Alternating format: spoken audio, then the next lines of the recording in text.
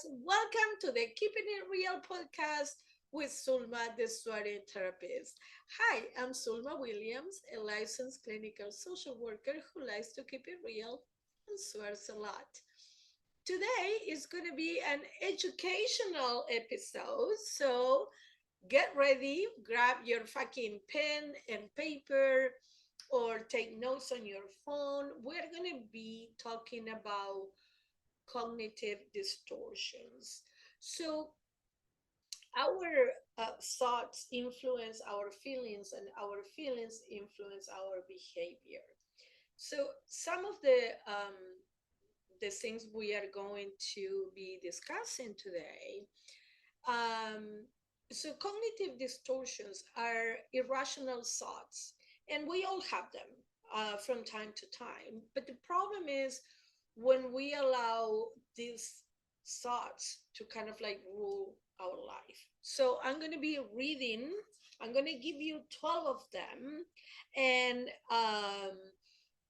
I invite you to identify the ones that you use the most, okay? And then please let me know in the comments, or if you want to ask me any questions about them, um, on how to kind of like, I think that identifying and being aware that we are having this is the first step to change them, okay? So I'm going to be reading out of a page from therapistAid.com, and um, so I'm going to give you 12 cognitive distortions. Remember, these are irrational thoughts that shape how we see the world, okay? So one of them is magnification and minimization, exaggerating or minimizing the importance of events. You might believe your own achievements are unimportant, or that your mistakes are excessively important. So you kind of like downplay your wins and make your mistakes kind of like out of this world. Catastrophizing is another cognitive distortion, and is seeing only the worst possible outcome of a situation. So when something is going on, you are unable to identify one possible positive solution to this. So it's going to be all negative, like everything is going to be fucked up. Another cognitive distortion is overgeneralization, making broad interpretations from a single or few events.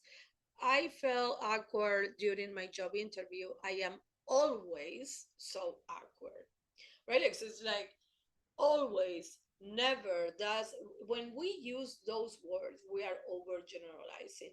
Or you never fucking listen to me. Well, I'm listening to you right now, right? Like, and it happens a lot in communication, especially uh, between partners or where our family members. Like, you're always looking at your phone. Well, I'm not looking at my phone right now, right? Like, and we kind of like take it, but it's because I am kind of upset that you are looking at your phone, but instead of saying, um, remember the episode on communication, right? On assertive communication, like, okay, when I talk to you, what I want from you is that when I talk to you, you put your phone down, right? Like, you're always looking at your phone. Okay, so overgeneralization. Another one is magical thinking, the belief that thoughts, actions, or emotions influence unrelated situations. For example, if I hadn't hoped something bad would happen to him, he wouldn't have gotten into an accident. So we believe that we have the power of determining events in someone else's life. Like, oh, if I think really, if I focus on wishing you bad luck, then you're gonna have bad luck. We really don't have the fucking power. If we did, a lot of motherfuckers I know wouldn't be alive right now. but they're still fucking breathing. Okay. Personalization. This is one that I talk in another episode. This is a huge one. The belief that you are responsible. F- oh, this is a. Okay, I'll take that back. The way that is explained here. Personalization. The belief that you are responsible for events outside of your control. So this is linked to magical thinking. My mom is always upset. She would be fine if I did more to help her, right? Like, so this is different than the personalization I spoke to in another episode. So sorry about the confusion. This is more about me being responsible for other people's actions, right? Like, so I think that if I get all A's um, in my report card, my mom is going to be happy. Or um, if I didn't talk back, or whatever it might be. And the reality is that I'm not responsible for my mom's feelings. I'm not responsible for anyone's feelings other than my own. But we take that personalization like, oh, it's all up to me, like as if I was in control of this other person's feelings, and I'm not. Another one is jumping to conclusions, interpreting the meaning of a situation with little or no evidence. So we jump to conclusions when we don't know everything about a situation. Um, Another one is mind reading, interpreting the thoughts or unbelief of others without adequate evidence. She wouldn't go on a date with me. She probably thinks I'm ugly when I didn't even fucking ask if you will go on a date with me, right? Like, so I'm mind reading. I'm already knowing what you are thinking. And another one of jump. So these are mind reading and fortune telling, which is the one I'm gonna say next, are kind of like subcategories of jumping to conclusions. But it's all based on the same thing. I don't have all the facts in front of me. So fortune telling is the expectation that a situation will turn out badly without adequate evidence. So this is intimately linked to catastrophizing, right? Like, so fortune telling is like, oh, the worst is going to happen, and how the fuck I'm going to? How the fuck do I know that? What if the best happens? Right? Like, so our brain protect us by always focusing on the negative. So if the negative happens, we are kind of like prepared for it. But the thing is that by doing that, we are deprived of enjoying the present moment because I'm always worried about the worst thing happening. And what if that never happens? Right? Another one, another cognitive distortion is emotional reasoning. The assumption that emotions reflect the way things really are. I feel like a bad friend, therefore I must be a bad friend. So this is so important because we believe our feelings at face value. Or if I feel like shit, I must be shit. Or if I did something shitty and I feel bad about it, I'm such a shitty bad person. And the thing is that it's like, our feelings not always are telling us the truth about a situation. So I might feel like I'm a bad friend because I forgot to call you for your birthday, right? And the best way to handle that is to tell you, like, hey, I'm so sorry that I missed your birthday. Um, I hope that doesn't is not a reflection of our friendship of how I feel about you. It's just that I forgot. I love you. You are very important in my life, and I feel horrible that I forgot about your birthday.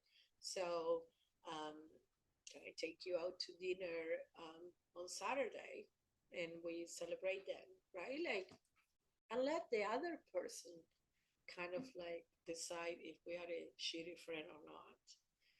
And if If the other person decides that we are a shitty friend because we forgot their birthday, it's like, that's a personalization that I talk into the other episode that I will encourage you to listen to, okay? Because it's like, if I make a mistake and it's not on purpose, how are you going to kind of like punish me for that, right? Another cognitive distortion is disqualifying the positive, recognizing only the negative aspects of a situation while ignoring the positive.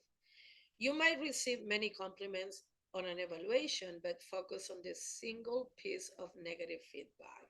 This happens a lot, especially with social media. You might get 1,000 or 100,000 positive comments and one shitty comment, and that that one that negative comment will kind of like disqualify all the positive ones. So, you know, if I if the supervisor is telling you like how good you are and everything that you are doing well, and is reviewing something to improve, and then you disqualify all the other things because of this thing to improve, right? Like, so that kind of like takes over. The Another cognitive distortion is should statements. The belief that things should be a certain way. I should always be perfect. First of all, oh my god, like should be eliminated from our vocabulary, right? Like I should exercise, I should eat better, I should.